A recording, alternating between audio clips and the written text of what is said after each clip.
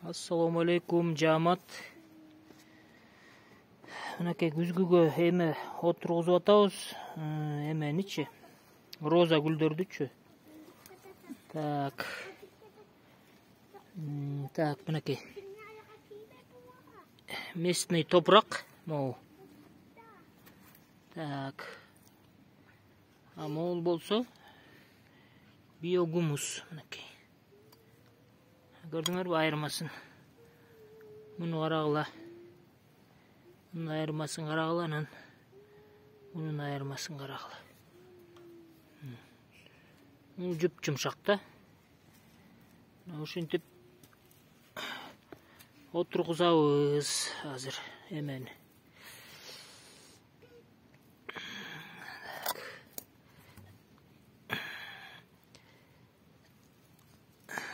Роза гүлдү.